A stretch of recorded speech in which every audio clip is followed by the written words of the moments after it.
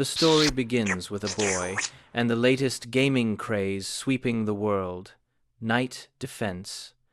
Everyone was obsessed with it, not just because it was fun, but because of its massive prize pool. For the boy, that prize was not just about money. To him, it was a chance to finally escape the home he hated. He was the son of a well-known political figure, which might have seemed glamorous from the outside. At school, he was always surrounded by girls, but not because they liked him. They were only interested in quick paydays, blackmailing him for every little slip-up and threatening to ruin his father's reputation. With no way out, he gave in to their demands, swallowing his pride again and again. At home, things were no better. He would drag himself into his room, exhausted and ashamed, only for his strict father to burst in and interrogate him about whether he had done anything that could jeopardize the upcoming election. The boy could only give a tired smile, wondering if there was even anything left for his father to be disappointed about. His father shot back a cold reply and left just as abruptly, leaving behind nothing but silence and resentment. The only comfort in his life was his cat. She was the one he confided in, the one who listened without judgment, and the only soul he truly trusted. When he sat down to play Knight Defense, the boy managed to clear 99 waves. All he needed was to hold out once more, but no matter how hard he tried, he lost again. He retried hundreds of times, exhausting every possible strategy. Yet he was not alone in his frustration, because players all over the world had run into the same wall. A year had passed since the game's release, and though many had reached the 99th wave, not a single person had ever survived the 100th. Still, the boy could not give up. Knight Defense was his only hope of escape. The best chance lay in an item dropped by the 99th wave boss, Rizzledrake's heart. When fully enhanced, no equipment could compare. But even with it, the boy still failed at the final wave. Then, in a twist of fate, his cat pawed at his phone and pressed the red button, accidentally dismantling Rizzledrake's heart. The boy screamed in disbelief, but before his anger could boil over, something appeared on the screen. A new item. It turned out dismantling items granted enhancement fragments, and this one was called Dragon's Soul. At first he thought it was a cruel joke, but when he tapped it, everything clicked. This was the breakthrough he had been searching for. Reinvigorated, he started all over again. During the teacher's speech in class, at home, while walking, he played non-stop until he reached level 99 once more.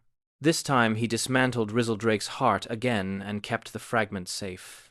Then came level 100, the final wave. With the female knight standing on his castle wall, he launched his last defense and begged the monsters to fall. This time, it worked. He cleared it. He screamed with joy, but his victory was cut short by the sound of his father storming into the room. His father grilled him about his so-called rascal friends, who had apparently tried to blackmail him over some minor mistake. The golf club in his father's hand made the threat clear. The older man towered over him, ready to beat him down again, just to remind him how small he truly was. As the blows rained down, the boy's gaze fell on his shattered phone. Bitterness surged through him. Later he asked about his beloved cat, Ruru, but his father coldly replied that he did not need her. Then, twisting the knife even deeper, he told his son that the cat would now be with his late mother. The boy's spirit cracked, yet his father offered him a deal: wealth and honor if only he would obey. He demanded not to be disappointed, claiming he believed in his son. But the boy felt nothing except resentment. Then, almost mockingly, the half-broken phone buzzed with a notification. Congratulations! He had become the first player to clear Knight Defense, but he was too broken to care, too overwhelmed to realize that things might finally change.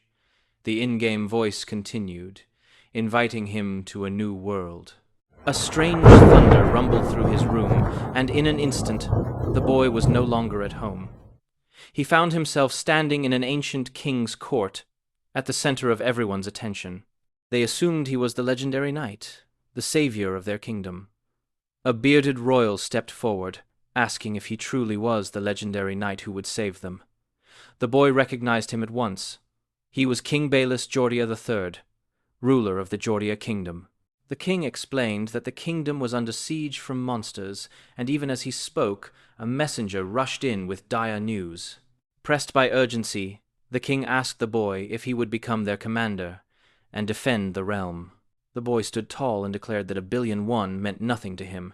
He had already lost loved ones, and no amount of money could bring them back. The court erupted in confusion. The king, who did not even know what 1,000,000,000 was, promised instead to grant any wish if only the boy would save them. But to the boy, the king's words echoed too closely to his father's hollow promises. For a moment, he wondered if the king was just another version of the same monster. So he shouted that he refused. The king froze, as the boy raged that everyone in his life, from politicians to ordinary people, had only ever used him. Even here, they only wanted to chain him to the destiny of the legendary knight. The audience recoiled in shock, but the boy pressed on. He did not want wealth or fame or anything at all. He told them all to go to hell, and he rejected the quest outright. The court fell silent. The messenger whispered in disbelief that the legendary knight had refused the mission. But then a new message appeared. Because he had rejected the human faction, a hidden path had been unlocked. Monster faction is now available, and in a defense game that could mean only one thing: invasion. The king shouted that choices had consequences. The boy was no longer the savior, but the enemy, the one who had humiliated the throne and endangered the nation. He ordered his knights to execute him. But the boy had endured too much to break. As the blades closed in, a flash of red light swallowed him. He could not hold on any longer. The king was left in shock as the system declared, "Faction selection complete." From this moment on, the boy would surpass human limits. Humans would despise him. Monsters would seek him out, and he would gain the power to assess monster abilities and more. The ultimate goal of the monster faction was simple: to wipe out the human faction completely. Any player who managed to achieve this final victory would be granted a reward, the chance to claim a legendary item from this world and return home. For the boy, that meant more than glory or riches. He dreamed of getting an item to let him see his beautiful mother and his beloved cat again, wishing that his reward could somehow bring him back to the days when life was still happy. Inside the royal court, chaos broke out as an ominous surge of energy filled the chamber. The king, his voice tight with unease, speculated that what had appeared was no ordinary monster. The presence radiated a power beyond anything he had seen before. Faction selection had never been part of the original game, but now, although the boy's allegiance had shifted, if the story followed the old pattern, the main quest was still in motion. The details had changed, but the flow of events felt strangely familiar. If things really were unfolding as usual, then the next reward should have been an S-rank random night summon ticket. Instead, when the system prompt appeared, the boy received an egg. Players normally began with an S-rank knight, but as a monster faction member, he had been given an S-rank monster egg instead. He accepted it with a mixture of curiosity and unease. The moment the egg hit the floor, it burst open in a dramatic explosion of light and smoke. Out of the haze, enormous red wings unfurled, and the name appeared before everyone's eyes: Rizzledrak, the cold-blooded dragon, the most powerful boss of the 99th wave. Had the dragon arrived in its full glory, the kingdom would have been reduced to rubble in seconds. But instead, what emerged was a baby dragon, small and unthreatening, beginning at level 1. The boy could not help but treat it as a pet, and the way it looked up at him stirred memories of his cat Ruru. Despite its tiny form, the dragon carried a passive skill that let the boy see the stats of monsters and items, an ability of incredible value. The soldiers, fooled by its small size, charged recklessly, convinced that victory was within their grasp. At that moment, whether this was a dream or not, no longer mattered. The boy activated his Eye of the Lord's skill and ordered the dragon to unleash its breath. At first, it only released a small light, but then it grew, swelling into a powerful blast. To everyone's shock, the attack struck a knight head-on, sending him flying through the wall and leaving a gaping hole that opened to the outside world. The court was stunned into silence. Even the boy himself froze, hardly believing what had just happened, but then a spark of hope lit up inside him. Perhaps conquering the castle was not impossible after all. Still, he reminded himself that night defense contained countless rare items, and somewhere within them had to be the power he longed for, the one that could take him home. There was no need to rush. For now, he resolved to clear the mission. Turning to the throne, he faced the king, the symbol of the human faction, and declared that he would bring about his destruction. After all, victory was the only path to his reward. Outside, night began to fall across the kingdom, and in the city below a young woman wondered about the strange happenings in the palace as rumors spread. In the corridor, a warrior sprinted toward the throne room, desperate to reach his king, but inside, the boy stood firm, the baby dragon crouched protectively at his side. Commands rang out to raise 3 layers of shields in front of the throne. The boy suspected the dragon's breath would cut through them all the same. But when the dragon tried to breathe again, nothing came out. The king and the knight who had just arrived saw only a flawless barrier glowing before the throne. The boy, frustrated, shouted for another attack, but the dragon slumped, exhausted. The knight stepped forward triumphantly, celebrating the king's survival, though no one quite understood what had just happened. Then it dawned on him. Just like knights used MP to activate their skills, so too did monsters. With the dragon's energy depleted, its abilities were on cooldown, and all he could do was wait. The knight advanced, his eyes fixed on the boy. This was no ordinary soldier.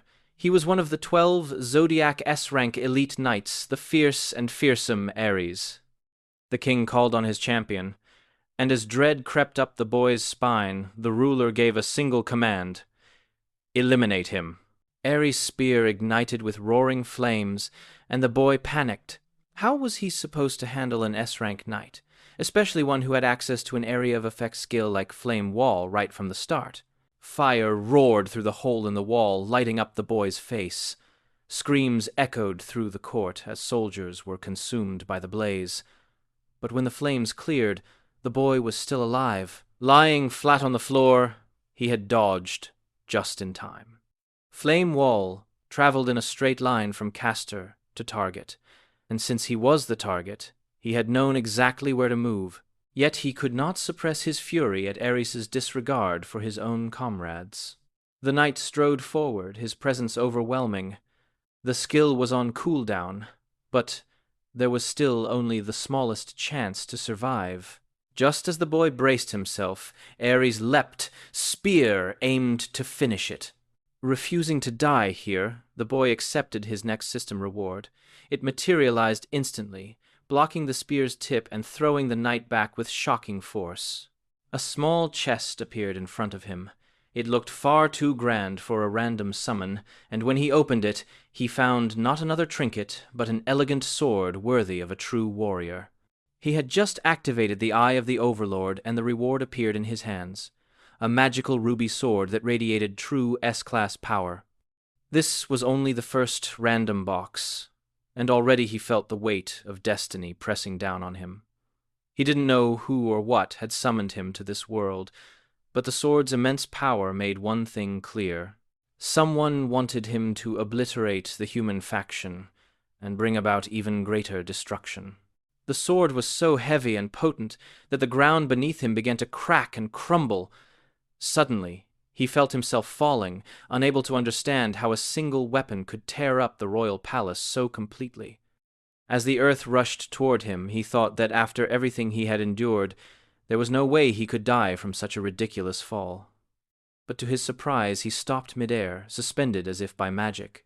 Of course, it was his baby dragon, Rizzledrak, diving to catch him. The little dragon began flying above the astonished townsfolk, carrying him to safety. He marveled at how close he had come to disaster and realized that his adventure had started right in the heart of enemy territory. It also gave him a clear sense of the vast power gap between himself and the kingdom. It was still early, and Ares was the only S-class knight to have appeared so far.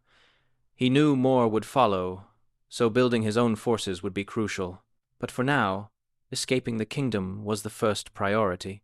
Back in the palace, Ares berated himself for failing his master, who had not intervened during the chaos.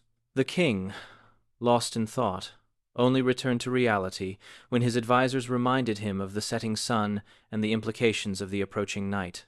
Understanding that monsters were attacking, the king placed Ares in charge of the kingdom's defense. The boy, flying above the city on Rizeldrak, reflected on night defense and its enormous 1 billion prize, a reward that had faded into legend because the game's difficulty was nearly impossible. The first wave, with the wild goblin, had been notorious. Without an S-rank knight who had area attacks, holding the walls was nearly suicidal. In this kingdom, Ares' fire-based skills meant the walls probably wouldn't fall immediately. As Rizeldrak grew tired, they began to descend. They almost made it to safety, but instead they crashed into a pillar in a ridiculous tumble. He spotted a pair of boots lying nearby and quickly put them on. Before he could catch his breath, someone appeared in front of him, another S-rank knight, Lib, demanding to know who he was. He immediately recognized her. In his previous strategy for clearing the 100th wave, Lib had been essential. Though S-rank, she had limited defensive utility compared to B-rank knights, which made her ideal for dungeon farming and side adventures. In this reversed faction world, however, she was now his greatest obstacle, and removing her would be crucial. When she asked if he knew her, he boldly claimed familiarity, which only left her more confused. She pressed her sword to his neck, demanding answers, while war raged around them. He wanted nothing more than to take her out, but close combat with an S-rank knight was certain death, so retreat was his only option. He lied about being a lost citizen, but the emergence of Rizeldrak only heightened Lib's suspicion. She interrogated him about the monster and the palace explosion. He realized that being perceived as an accomplice meant no turning back. Escaping on Rizeldrak seemed like the only option, but Lib had no ranged attacks and would not give him any leeway. His survival odds were 0. Unexpectedly, Lib decided she had misunderstood. He was an innocent citizen being chased by the palace monster. She turned to eliminate the threat, the baby dragon, which looked harmless at the moment. The way the dragon gazed at her softened her expression, though she frowned slightly at the small creature's presence. At that moment, another explosion rocked the city walls, distracting Lib and giving the boy a chance to signal Rizeldrak. They took off, rising above the chaos. Lib turned to find them gone, but a soldier soon interrupted her, reporting that the city gate was under heavy attack by invading forces. The soldiers watched in fear as the gate trembled under the assault, but Lib arrived in time to command them to drop their bows and prepare for close combat. The monsters advanced relentlessly, and soon a giant smashed through the gate, plunging the city into chaos. Lib shouted orders as monsters poured in. Ares arrived only after the breach, frustrated by the situation. The commander unleashed his flame wall, incinerating giants and goblins alike, standing proudly among the flames. The tide of battle shifted. The boy, once the only player to survive 100 waves, now faced a new mission, to destroy humanity across the same number of waves. If only he could return in time, he thought. Perhaps it would not be impossible. But for now, he and Rizeldrak could only watch humanity fight for survival, knowing this might be their last day of peace. Even among monsters, danger lurked. A dark shadow watched him from a distance, waiting for the right moment to strike. He had started on the other side as a human player, but now he stood firmly as part of the monster faction. This path had never existed in Knight Defense before. He had reset the game hundreds of times just to survive all 100 waves, which meant he knew the kingdom's battle tactics like the back of his hand. But this was no longer the kingdom he had known. From here on out, he had to start from scratch. He paused, thinking carefully, and glanced at Rizeldrak, who had flown towards something unusual. To his surprise, the target was a small group of ants. They froze in fear at the sight of the tiny but fierce dragon, though Rizeldrak watched them with nothing but curiosity. The sight reminded the boy of his beloved cat, Ruru. While he considered his next move, a new quest appeared in his vision. Unite the monsters and form a faction. He wondered if this meant recruiting them personally. realizing that these small creatures were likely the early game recruits usually found around the area. But he couldn't see any goblins or other animals nearby, and he had no idea how he was supposed to communicate with them. Suddenly, a shadow moved quickly toward him. The newcomer muttered something about wanting humans dead and approached, but unexpectedly paused, choosing not to attack. When the boy opened his eyes fully, he saw a slender, feminine hand with long nails hovering near his throat. The long gray hair left no doubt. She was a beastkin rabbit. She bristled at the suggestion that she was cute, insisting she looked more like a fox. The boy quickly reassured her he meant no offense, and called her a white fox, which calmed her somewhat. Looking closer, he realized she truly was an Arctic fox. She sniffed at him curiously, trying to discern his nature. After a moment, she concluded that although he looked human, he smelled like a monster. The boy shivered at the revelation, but then the game notified him that 2 passive skills had been permanently activated. One allowed him to communicate with monsters, and the other made monsters instinctively like him. He finally understood what had happened. Before he could say more, the fox girl pointed at him, unsheathed her claws, and demanded to know who he really was. Oddly, the likable monster skill didn't seem to be working on her, which puzzled him. Suddenly, a thick rope whipped past his face, splattering blood from a fresh kill. A gang of human hunters had arrived beyond the forest, confirming that danger was not limited to the kingdom's walls. The fox girl cried out in pain as an arrow tied to a rope pierced her leg. She accused the protagonist of setting a trap and demanded to know what they wanted from her. He tried to explain that it was all a misunderstanding, but the outlaws silenced him. The largest of them yanked the rope, flinging her into the air. As she tumbled, the big man tried to strike her, but she dodged and delivered a perfect kick to his face, knocking him out cold. The rest of the outlaws roared in fury, but the protagonist couldn't help admiring her skill. The shortest man in the group stomped over, mocking her, and pinned her down, giving the big man time to recover. Something about this felt wrong to him. Was she being hunted simply because she was a monster? One of the bandits stepped closer and, after checking on the protagonist, explained that beastkin like her were considered dangerous. He interrogated the boy about his presence, while the fox girl continued cursing them in her language. When the boss raised his stick to strike her again, the boy's anger flared, but another bandit restrained him, warning that she would die if he intervened. Reluctantly, he held back.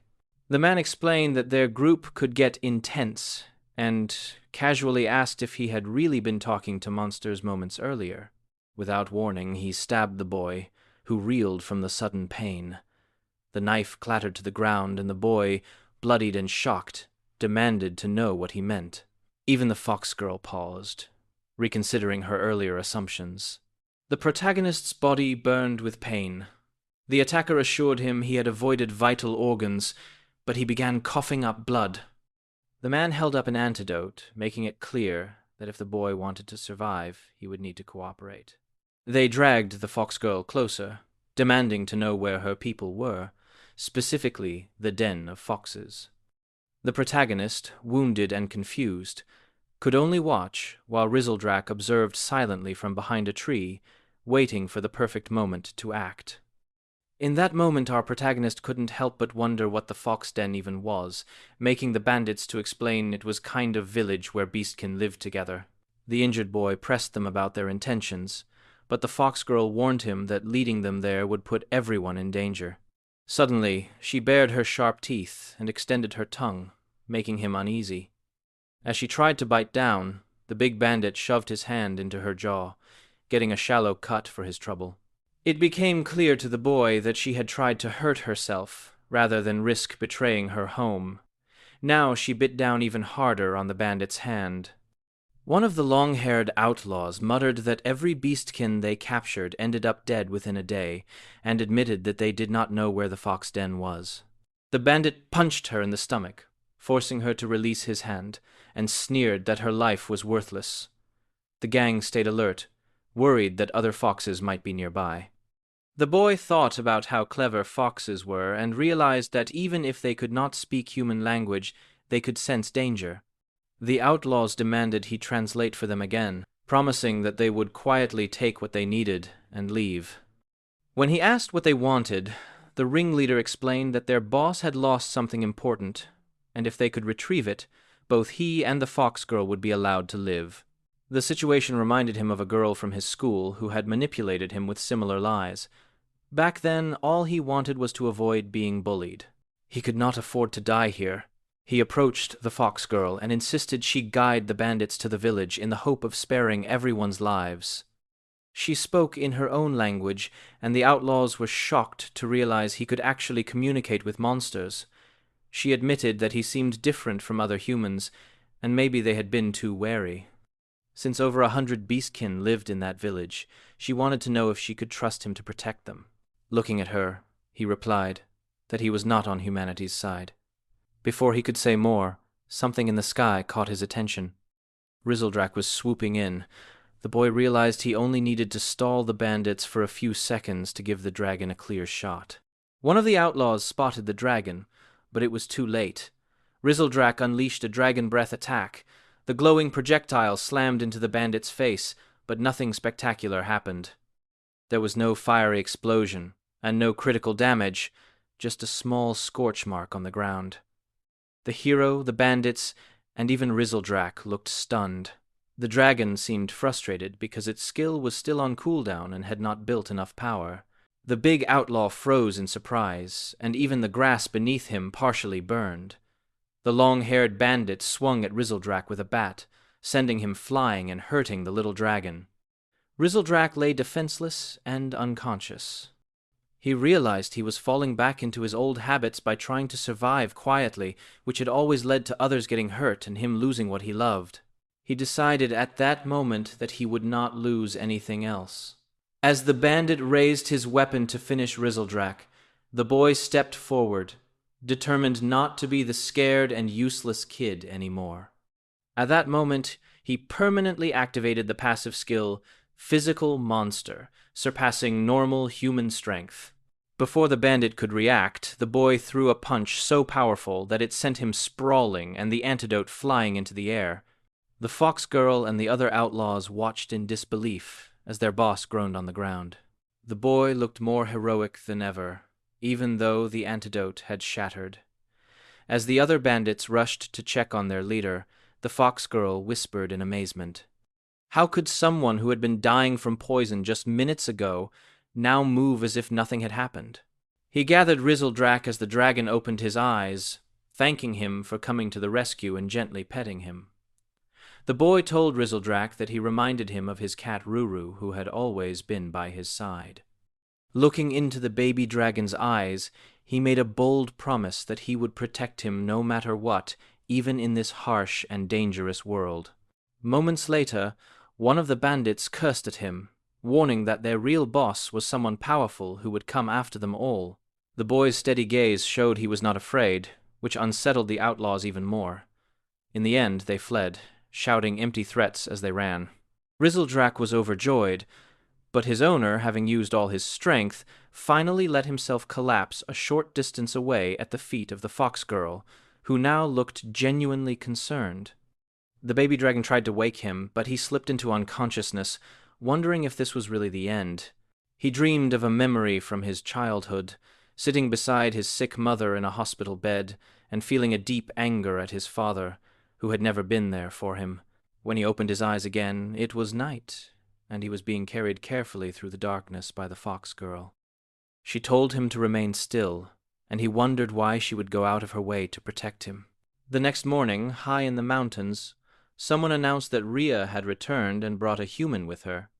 The long-eared villagers pricked up in surprise, whispering about how the sleeping boy looked human but somehow felt different. He was awake, but with so many curious faces staring, he could not bring himself to stand.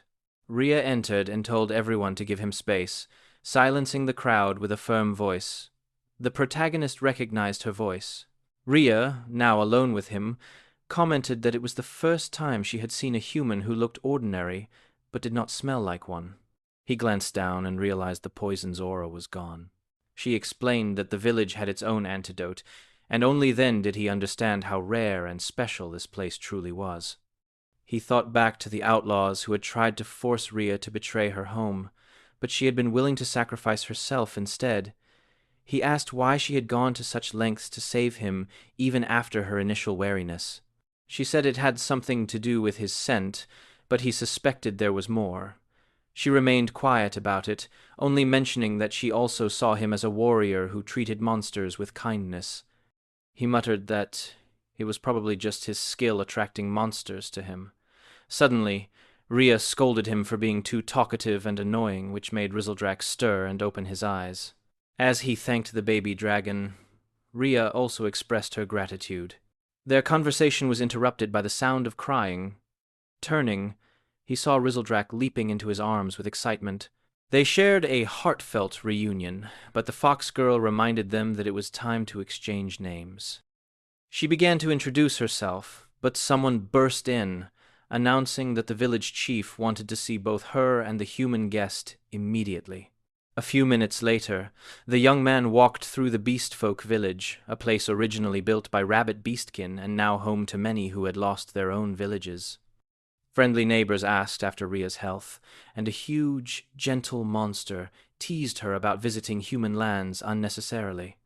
When the crowd dispersed, he noticed the monster giving him a cautious look. Despite this, Jihoon was glad to see how much everyone cared for Rhea, though he noticed she seemed troubled and asked why. She snapped at him, pointing out that he had not even introduced himself properly, looking genuinely annoyed. Taken aback, he finally introduced himself as Kim Jihoon. In return, she gave him her full name, which was surprisingly long. She then moved toward a large rabbit who asked about her injury, and smiling, she greeted her friend, clearly in better spirits. Jihoon observed her happiness and finally found a moment to think about his main mission, rallying monsters and building a stronger faction. Rhea interrupted his thoughts, reminding him they needed to see the village chief. She started pacing, and Jihoon followed, wondering if he could really succeed in this task. To his shock, when they met the kindly old village chief, the elder announced that Jihoon would now be taking charge of the village. Both Jihoon and Rhea were stunned. Rhea immediately protested, arguing with the chief, but the old rabbit had already made up his mind and walked away. Jihoon admitted he had no idea how to manage a village. Rhea chased after the chief, shouting that entrusting the village to someone because of a dream was ridiculous, but the chief continued walking. Jihoon was left behind, reflecting on recent events. The chief had said that his strange dreams always came true, and that Jihoon was destined to save the village. This made Jihoon uneasy, wondering if a disaster might soon strike. He also remembered the bandits' warning about their boss searching for something in the village.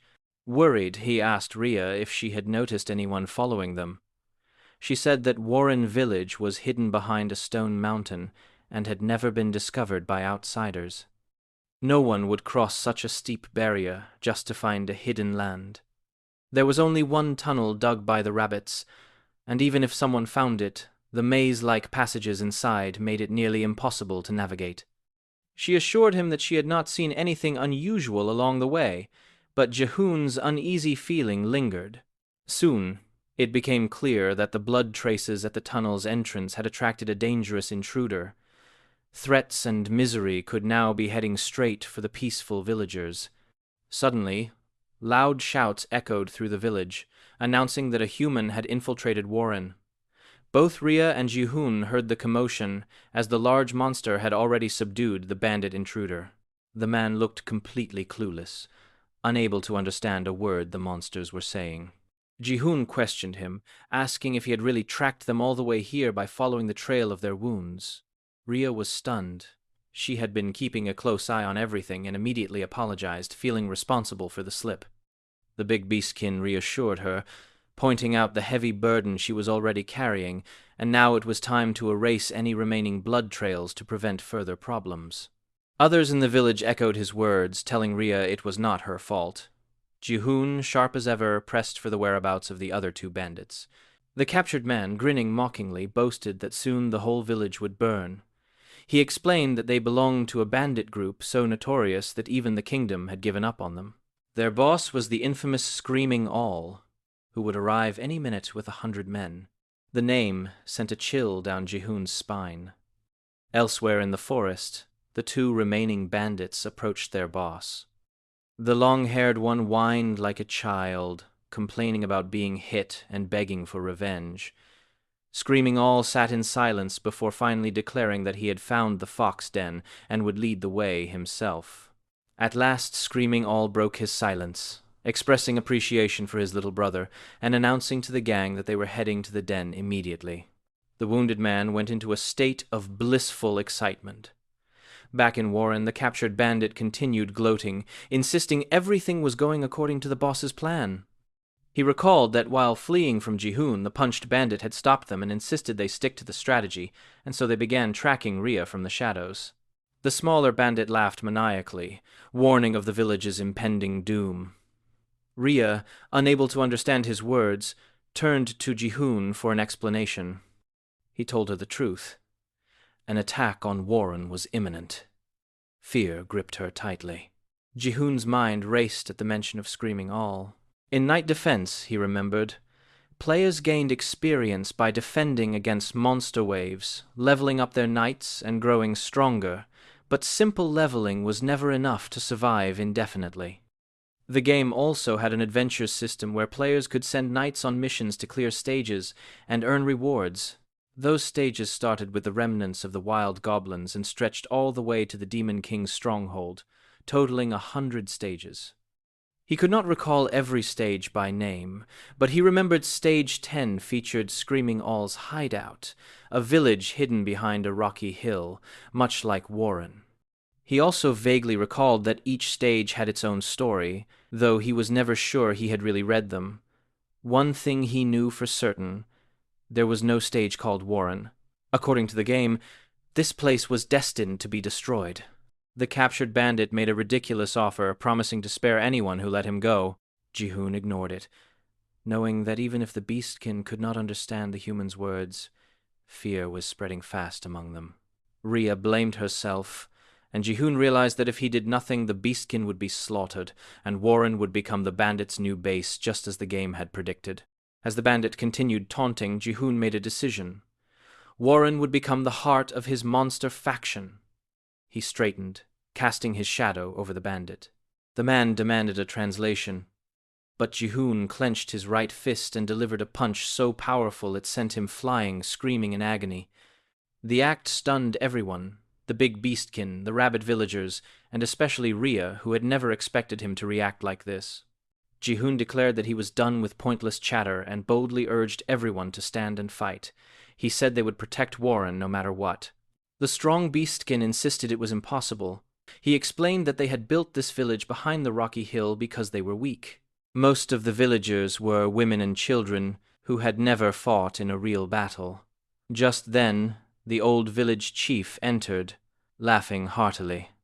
He announced that, as of today, Ji-hoon was the new chief of Warren. Meanwhile, the bandits drew closer to their target, finally reaching the rocky hill that concealed the village. Screaming All looked over the terrain and decided he would conquer the place and make the gang's new base, ordering his men to slaughter everyone inside as they pressed onward. Back in Warren, Ji-hoon and the big beastkin began strategizing for the coming battle. They estimated the enemy force at about 200, while Warren's defenders included 3 bull beastkin, 2 deer beastkin, 5 sheep beastkin, Rhea as the lone fox beastkin, and a staggering 101 rabbit beastkin, bringing their total to 112. The bull beastkin asked if there was any chance they could win. Ji-hoon began calculating. They faced an enemy force almost twice their own, and this was not a simple fight. Level differences mattered just as much as numbers in the game. He noted that Rhea had been ambushed earlier, yet she had managed to knock out a bandit with a single blow. She could probably handle 2 at once in a real fight. The bulls pointed out that most of the villagers had never fought, and many had likely never used their beast forms. Still, if everyone in Warren was even close to Rhea's level, they might stand a chance despite the numbers. Ji-hoon turned to the bull and asked his name. The beastkin introduced himself as Brimlock. Ji-hoon asked, based on Warren's standards, where he would rank Rhea in strength. Brimlock replied without hesitation. Rhea was, without a doubt, Warren's strongest warrior. Even if the entire village fought against her alone, she would still come out on top. It was a sobering truth. Jihoon went pale, realizing just how much he was up against with this group of mostly inexperienced villagers.